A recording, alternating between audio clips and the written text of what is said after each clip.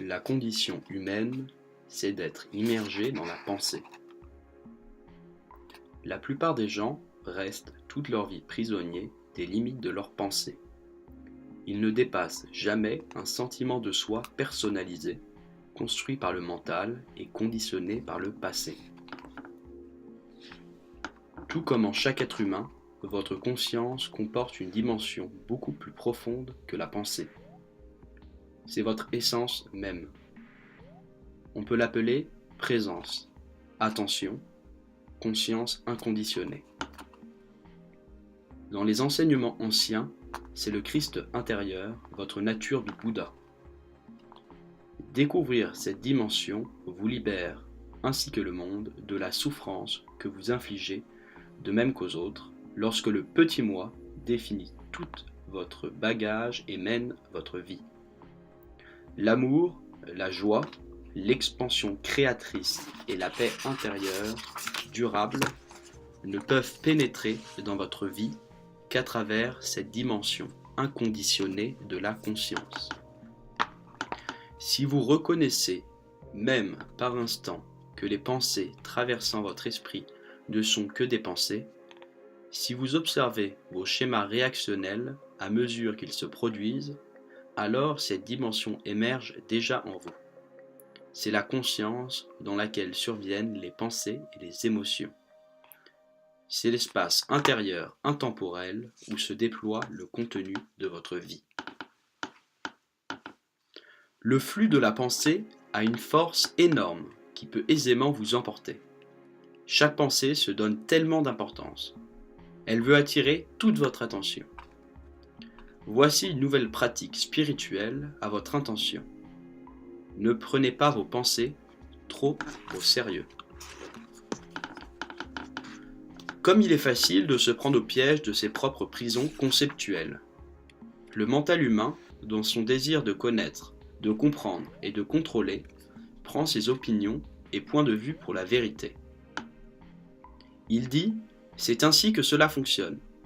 Vous devez dépasser la pensée pour vous apercevoir que, peu importe comment vous interprétez votre vie, celle d'un autre ou son comportement, et peu importe le jugement que vous portez sur une condition, ce n'est qu'un point de vue parmi maintes possibilités. Ce n'est qu'un amas de pensées. Mais la réalité est un ensemble unifié dans lequel tout est entrelacé, où rien n'existe en soi ni isolément. La pensée fait éclater la réalité. Elle la découpe en fragments conceptuels. Le mental, cet instrument utile et puissant, devient fort contraignant s'il s'empare totalement de votre vie, si vous ne voyez pas qu'il constitue un aspect négligeable de la conscience que vous êtes. La sagesse n'est pas un produit de la pensée. La profonde certitude qu'est la sagesse naît d'un simple geste, celui d'accorder toute votre attention à un être.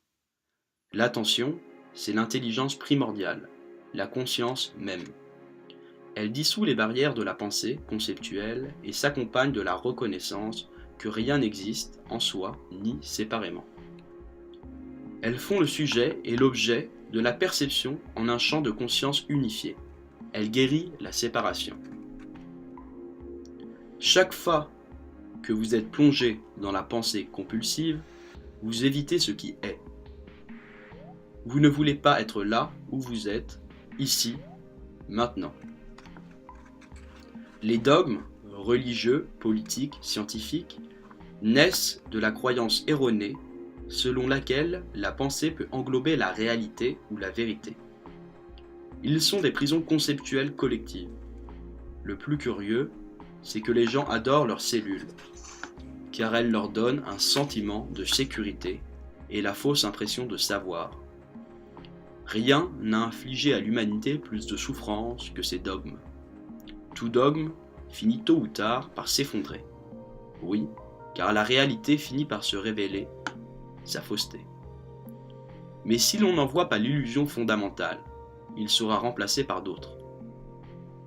Quelle est cette illusion fondamentale ? L'identification à la pensée. S'éveiller sur le plan spirituel, c'est s'éveiller du rêve de la pensée. Le domaine de la conscience est trop vaste pour être saisi par la pensée. Lorsque vous ne croyez plus tout ce que vous pensez, vous sortez de la pensée pour voir plus clairement que le penseur n'est pas votre être essentiel. Comme le mental dépend de l'insuffisance, il est toujours avide d'avoir davantage. En vous identifiant au mental, vous tombez très facilement dans l'ennui et l'agitation. L'ennui signifie que le mental a faim de stimuli, de stimulation intellectuelle et que son appétit n'est pas satisfait. Lorsque vous nous ennuyez, vous pouvez satisfaire la faim du mental en ouvrant un magazine, en faisant un appel téléphonique, en allumant votre téléviseur, en naviguant sur le web, en vous rendant dans une boutique, ou, ce qui n'est pas rare, en transférant sur le corps cette impression mentale de manque et ce besoin d'avoir plus, que vous comblez brièvement par l'ingestion d'aliments.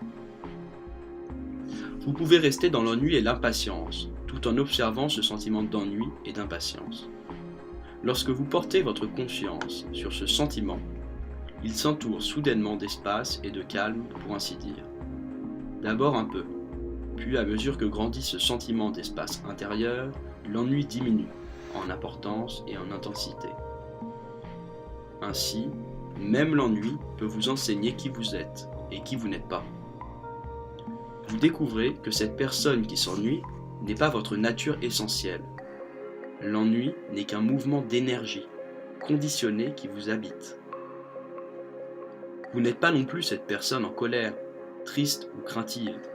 L'ennui, la colère, la tristesse ou la peur ne sont pas à vous. Ils n'ont rien de personnel. Ce sont des états d'esprit. Ils vont et viennent. Rien de ce qui va et vient n'est vous. Je m'ennuie. Qui sait cela? Je suis en colère, je suis triste, j'ai peur. Qui sait cela? Vous êtes le fait de connaître et non l'état connu. Tout préjugé implique l'identification au mental. Il signifie que vous ne voyez plus l'autre humain, mais seulement l'idée que vous en avez. Ramener à un concept la vitalité d'un autre humain constitue déjà une forme de violence. Si elle n'est pas enracinée dans la conscience, la pensée devient égoïste et dysfonctionnelle.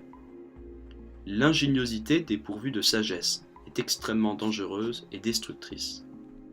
C'est l'état actuel de la majeure partie de l'humanité. L'amplification de la pensée par la science et la technologie, ni bonne ni mauvaise en soi, est elle aussi devenue destructrice, car souvent la pensée initiale n'est pas enracinée dans la conscience. La prochaine étape de l'évolution humaine consistera à transcender la pensée. C'est notre tâche urgente. Cela ne veut pas dire cesser de penser, mais tout simplement de ne pas être identifié à la pensée, ni possédé par elle. Sentez l'énergie de votre corps intérieur. Le bruit du mental ralentit alors ou cesse immédiatement. Sentez-la dans vos mains, vos pieds, votre abdomen, votre poitrine. Sentez la vie que vous êtes, la vie qui anime ce corps. Ce corps devient alors une couverture, en quelque sorte.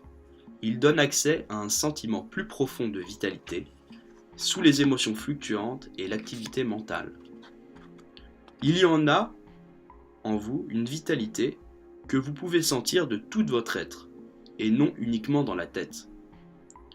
Chaque cellule vit dans sa présence qui vous dispense de penser. Cet état n'exclut pas la pensée, si elle est nécessaire à des fins pratiques.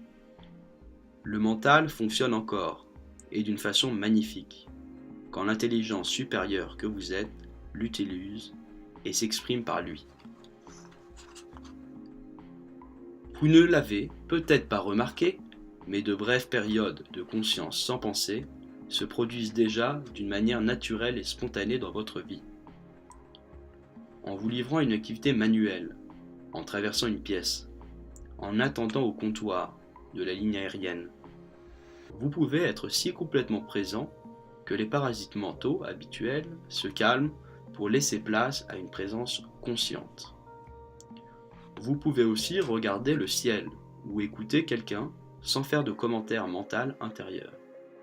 Vos perceptions deviennent claires comme du cristal, limpides et dépourvues de pensée. Pour le mental, cela ne compte pas, car il y a d'autres chats à fouetter. De plus, comme ce ne sont pas des moments mémorables, vous ne les avez pas remarqués. En réalité, c'est ce qui vous arrive de plus important. C'est le but du passage de la pensée à la présence consciente.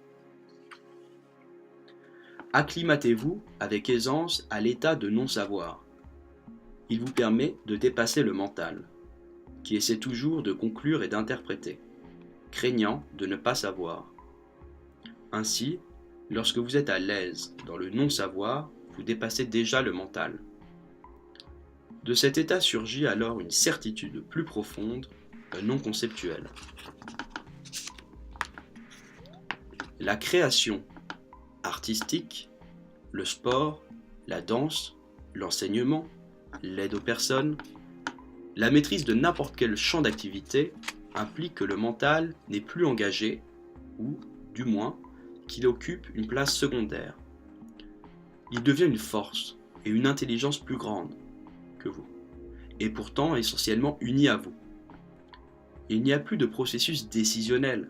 La bonne action s'exerce spontanément sans que vous en soyez l'acteur. La maîtrise de la vie est le contraire du contrôle.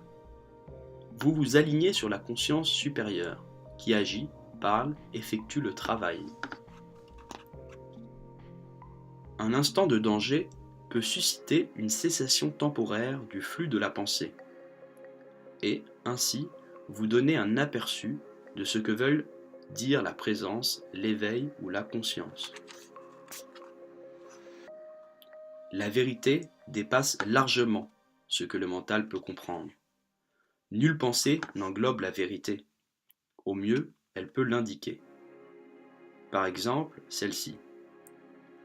Toutes choses sont intrinsèquement une. C'est là une indication, non une explication. Comprendre ces paroles, c'est sentir au fond de vous la vérité qu'elles indiquent. Savoir que l'on est la conscience derrière la voix, c'est être libre.